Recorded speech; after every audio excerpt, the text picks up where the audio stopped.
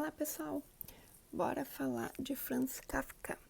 Pois então, eu recebi esse livrinho curtinho, né, de mimo, numa assinatura de livros que eu tenho, e ele tem 20 contos.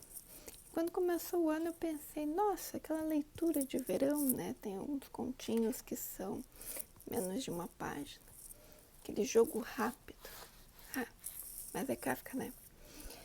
E não é um livro para te ler assim em 2 dias, porque como já tinha acontecido quando eu li o romance O Processo dele, e uma versão em quadrinhos de Metamorfose, todos os contos dele levam a uma reflexão.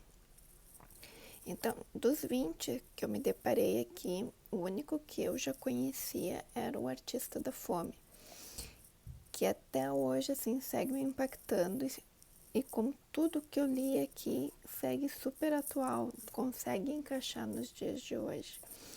Porque se no Artista da Fome ele fala da busca, né, de um homem de continuar atraindo a atenção do público.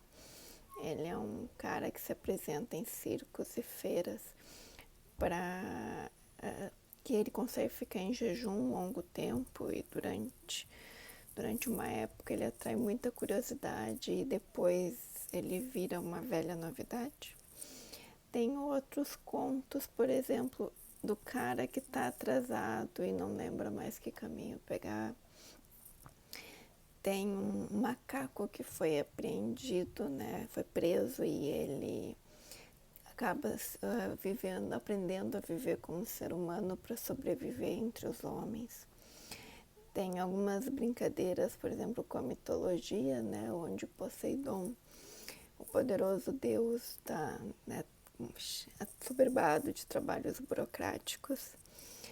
Tem também o cavalo de Alexandre o Grande, que resolveu virar advogado, né? Já que a mudança do mundo é constante e ele precisava se adaptar. Enfim, são contos que tu lê e tu acaba tendo que ter um tempinho para refletir, porque ele não é aquela leitura boba, aquela leitura fácil. E a escrita dele sempre vai mexer com questão da sociedade, a questão burocrática, como acontece em Um Processo. Aqui também tem um conto sobre a questão de tu esperar a tua vez de ser atendido pela lei.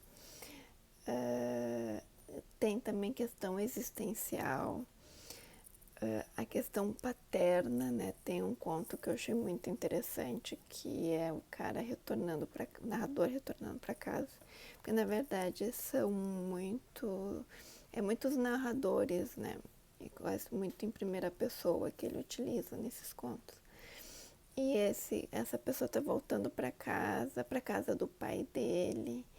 E antes de chegar mais perto, ele começa a pensar nas relações com as pessoas que estão ali. Então tem tudo isso, né? Toda uma questão de reflexão, de existencialista mesmo. Só que como tudo que eu li do Kafka, eu achei muito bom também.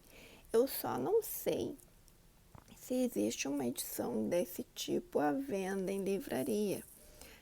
Mas fica a dica, como eu sei, principalmente para quem busca desse clube de livros, o pessoal às vezes faz troca em sebo. Se você gosta do Kafka e uma hora encontrar esse livro num sebo, que ele é bem curtinho, bonitinho, é uma coisa que eu recomendo. E se você tem curiosidade em ler o Kafka, também fica uma boa dica, né?